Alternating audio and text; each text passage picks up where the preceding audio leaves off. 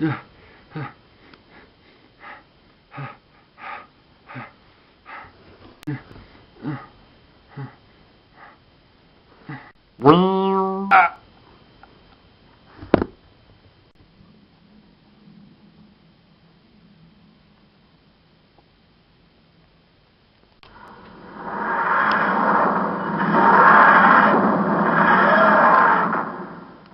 what we've experienced is a sort of meltdown. Possibly. What do you mean, possibly? Well, the old girl has been getting on a bit. I have been meaning to get her seen to. Okay, then answer me this. Has the TARDIS brought us home or not? Well, it certainly looks like Earth, doesn't it? Yeah, it looks like London too. I wonder whereabouts in London we are. Well, that depends if we are in London. Get that? Ah, I love that smell just after a rain shower. Yes. Thing is, the ground is damp and dry. Couldn't be any rain here for more than a week. Well, let's not just stand around here like two lemons waiting for the squeezer. What do you propose we do? We can't go back to the TARDIS because it's knackered. Well, it's a perfectly logical conclusion, Tom. We just walk into the nearest town and ask for help. Of course. If it's so simple, why didn't I think of that? Come on. Shan't take long. I think I noticed some shops down the road.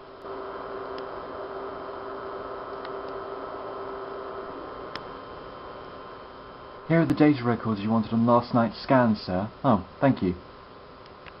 Sir? Yes? I'm a little worried about Ed. I'm not sure he's coming back. Don't think like that, Liz. He'll come back. How can you be sure? I don't. I just like to think positive, that's all. Thank you for these readings. I'll make sure they get analysed. Alright.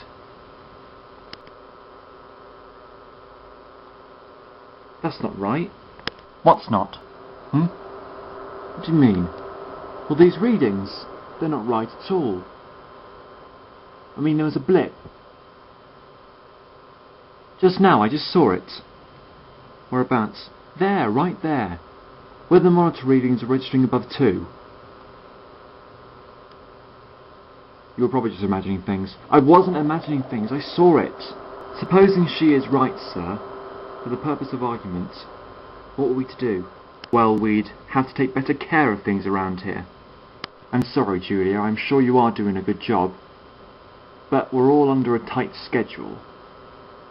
Now then, return to work and monitor things more carefully just so blips like that don't happen again.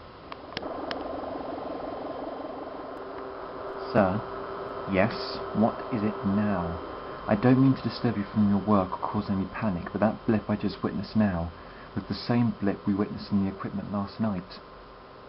When Ed disappeared. Yes, I know. That's why I'm a little bit anxious about the whole thing myself. What do you think's happening, sir? No idea. But we're not going to get any work done by worrying about it. Let's just carry on with our work and keep the schedule. And if anything does happen, well, we'll just have to deal with it. How? This is a research station. We're not armed. We don't know how to defend ourselves. Supposing if something hostile was to attack us, then we run through the module and prepare the correct stages of evacuation. Look, Julia, you're anxious as well as me, I know that, but well, worrying about it won't help anything. Now return to your post. Yes, sir, I'll monitor the readings, sir. Good girl. Right then. Let's see, 12 o'clock. Let's break for lunch. No shops on this side of the road. No. Look, Doctor, let's just face the facts. We're lost. No, we're not. What? We're going to ask him where we are. No, I wonder why we do a thing like that. Hello! Excuse me, sir! Hello. Haven't seen you around these parts. Well, no, we're new to this area, you see. We're lost. Lost? Yeah, you see, our car's broken down. It's just half a mile up the road. Oh, right. We're trying to find a telephone or one of the nearest shops. No shops around here, mate. But the research station's just up the road. Maybe they'll let you use their telephone. Splendid. Would you mind telling us how to get there?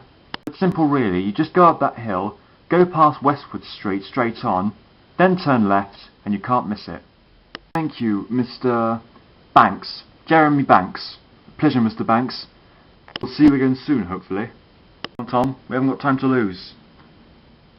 Thanks for the help. Goodbye.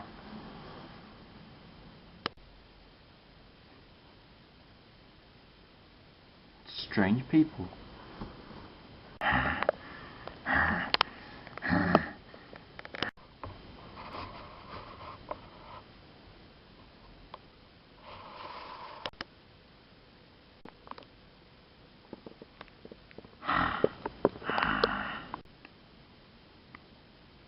Hello? I say hello?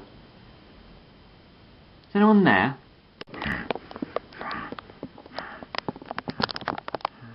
What are you?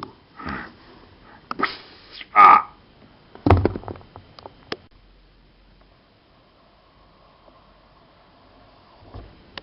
Is that it? What? The research station Mr. Banks mentioned? Probably. Let's see.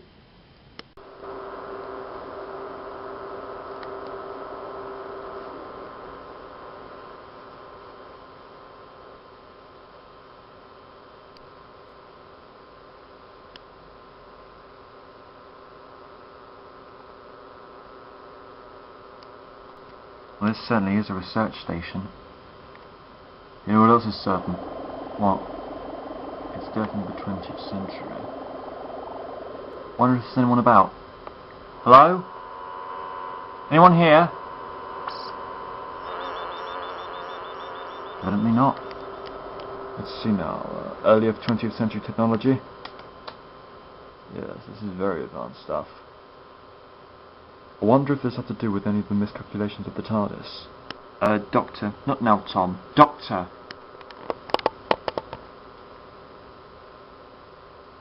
Good afternoon. And just who might you be? How do you do? I'm the Doctor and this is Tom. I wonder if you could help us. We're in need of urgent assistance. Urgent assistance? Yes, that's right. Our car broke down just half a mile from here, and we're wondering if we could use your telephone to call for help. Well, that depends. If you say you want to use our telephone, why were you fiddling around with our computers? Well, I have a speciality of tinkering with things that are of interest to me. So you're a saboteur, then? No, not at all. It's just pure interest. Who did you say you were? Doctor, was it? Yes. Doctor who? Smith. Dr. John Smith. And my companion Tom Clark. I see. And where do you live exactly, Dr. Smith?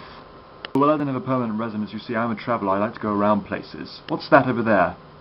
That is our radio wave monitor. It monitors radio waves emanating from this planet. It is a highly sophisticated piece of scientific equipment, and it is avoiding my question.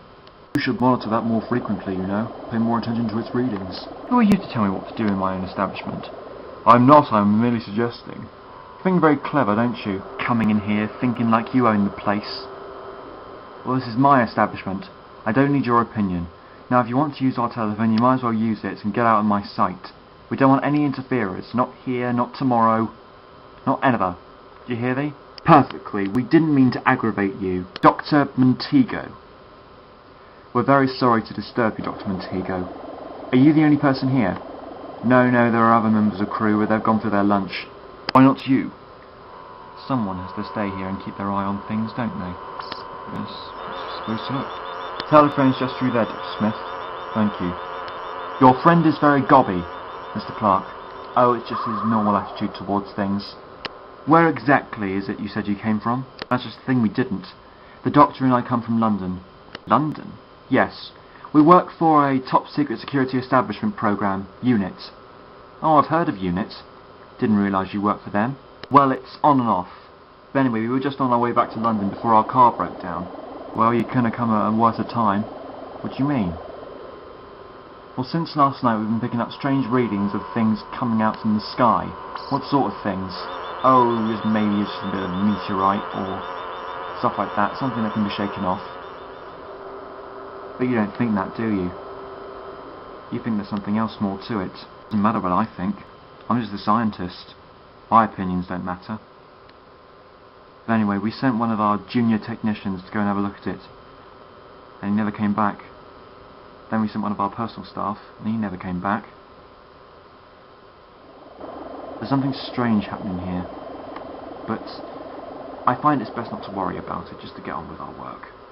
Dr. Montego, not that it's any of my business, but can I give you some advice? Sure, go ahead. Though it's good not to worry about it, ignoring it doesn't solve the problem either. Well? Did you try the phone? Yes, I did. And? No luck, I'm afraid. The line's dead. What? Go and check for yourself. Tom, I think radio waves in this village are being deliberately tampered with. Why? Probably to ensure no one has escaped from here. Apparently someone or something doesn't want people in this village to contact the outside world. It's very strange. Just now the professor was talking about strange things they have in the sky, and that their computers made a record of it. The plot thickens. Yes, you're right. The phone's completely buggered. Now what do we do? Would a trip outside suffice? What? Well, Dr. Montego, it's been brought to my attention that someone or something landed here on this planet. Something not of this planet. Well, how is that possible? I don't know yet. But whatever it is out there, and the only way we'll find out what it is by looking for ourselves. There was always a saying, if you go around looking for trouble, you'll find it. Very well, Doctor, but if you go without me. My duty's here. Fair enough, we could do without your help anyway. Are you coming, Tom? Oh yes, just try and stop me. Excellent. We'll be back in an hour. Remember, keep an eye on your equipment. It's very delicate stuff.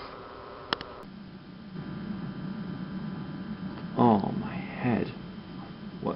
Where am I? What's going on? You cannot move. You are bounded to the table. Who said that? What's going on? Blog 416. I have apprehended a specimen. Appearances suggest a human or humanoid at the least. He was carrying no weapons. According to his stature and presence, he seems a primitive culture. If this is the case, then the invasion can begin at once.